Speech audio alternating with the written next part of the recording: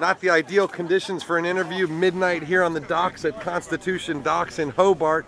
And I've got Stan Honey, one of the world's best navigators. Well, probably the best world's navigator, although he'll never agree. And it looked like you were the best again. Somehow you managed to stay ahead of Wild Oats for most of the race, really, or at least half the race in light air. How did you do that, and when did it fall apart?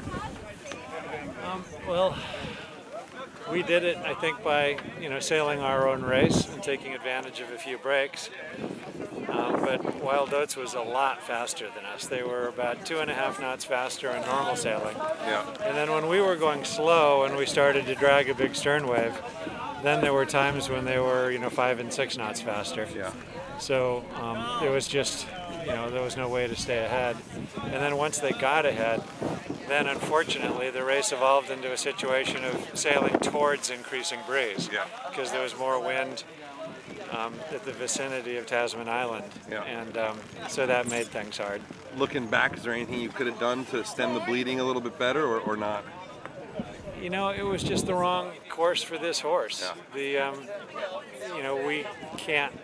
We're just so much slower in the really light air stuff and in the running stuff. I don't think there's anything we could have done, but the thing that we were real happy with is that a lot of the somewhat smaller boats like Beau Jest and the Volvo 70s for that matter would go really well in the light, and we were just very pleased we weren't in the middle of that pack. Yeah. Because that would have been brutal. Well, and even they started having problems. Obviously, Ragamuffin's not too far behind. Some of these older, narrower boats also doing really well against the fatter Volvos, and even Beau Jest not going, as well as I think we all thought she might. Yeah, that was interesting. I think that Beau Jest is quite quick. Yeah. I think they had a few tough breaks. Yeah.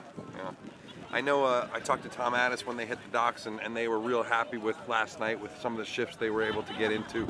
Were you able to take advantage of those shifts, or did you just kind of have to stick your own race and try and keep the ass out of the water and try and keep powered up? We were real happy with our course and the shifts we played. It's just that it was the wrong breeze for the boat. Yeah. We were just way slower. Yeah. And you've had a lot of miles on this boat over the years. Do you think that there are? I mean, knowing this race a little bit, do you think that this race is really ever the kind of race for this boat? Yeah, I think probably, 2/3 of the Hobarts would be just fine for this boat. Yeah. But you don't get sustained light air. Yeah. And I think this boat would be a great boat for this race. It's just this was the wrong particular one. Yeah. Now, Stan, knowing how sort of close this boat was to be disappearing forever, and the near tragedy in the Fastnet, how does it feel to see her looking so great, sailing so well despite not her conditions?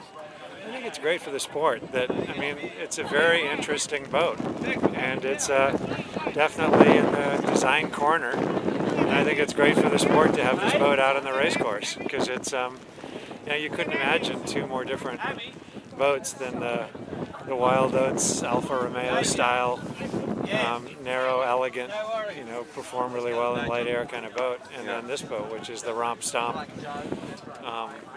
wide, immersed stern. So I think it makes for interesting sailing. Was there ever any anxiety on your part while you were offshore? Cheminée Peugeot broke in half and sank.